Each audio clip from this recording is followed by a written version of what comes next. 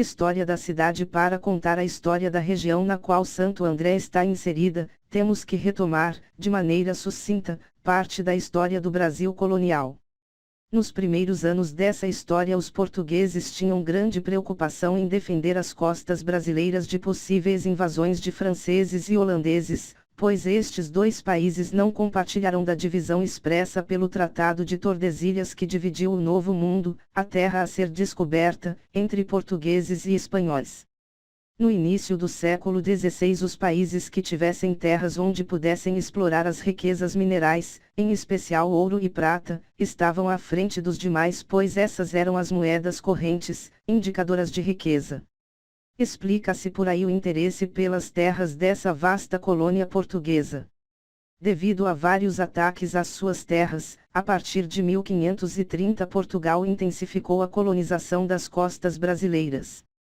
Nesse contexto é enviado para cá, por ordem de D. João III, rei de Portugal, Martim Afonso de Souza, com a incumbência de fundar vilas para fortificar o litoral.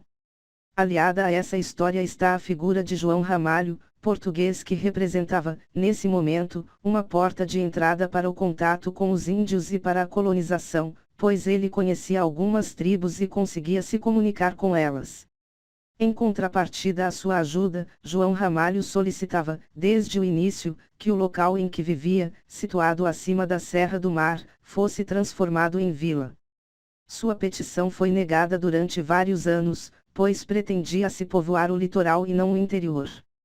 Seu pedido foi atendido apenas em 8 de abril de 1553, quando foi criada a vila pelo governador-geral Tomé de Souza. Seu nome era Santo André da Borda do Campo. Ruínas de Santo André da Borda do Campo. Autoria: Miguel Dutra Acervo, Museu Paulista. Nesse período, a busca de metais impulsionou as entradas para o interior e a vila foi se desenvolvendo. Os jesuítas, instalados em São Vicente, tinham interesse em transferir seu colégio para próximo dessa região, nos campos de Piratininga, pois havia uma grande evasão de pessoas do litoral para o interior.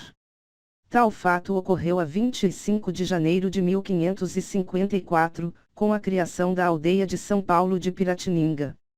Dificuldades de subsistência e de proteção fizeram com que a vila de Santo André fosse transferida para São Paulo de Piratininga em 1560, através de proposta do padre Manuel da Nóbrega ao governador-geral Mendes Sá. A partir de então, Santo André deixou de existir enquanto unidade administrativa, passando a ser um bairro de São Paulo. A região passou por um período de estagnação, tornando-se local de passagem entre o Porto de Santos, a capital, e o interior. No entanto, já em 1561, grande parte das terras foi concedida como sesmaria a Amador de Medeiros, ouvidor da capitania de São Vicente. Boa parte dessa sesmaria foi repassada, em 1637, à Ordem de São Bento, formando-se ali a Fazenda São Bernardo, área atualmente ocupada em grande parte pelo município de São Bernardo do Campo. Outra área importante de domínio dos beneditinos era a Fazenda São Caetano, doada à Ordem em 1631 pelo capitão Duarte Machado e sua esposa Joana Sobrinha. As outras terras eram menores e foram passando por vários donos até o início do século XX, quando foram loteadas. Monjas beneditinos tomam posse das terras doadas por Duarte Machado localizadas no Tijucuçu, atual São Caetano do Sul. Martins, José de Souza, São Caetano do Sul em quarta séculos de história. Nesse período a atividade econômica ficou restrita à subsistência e à locação de pastagens para as tropas.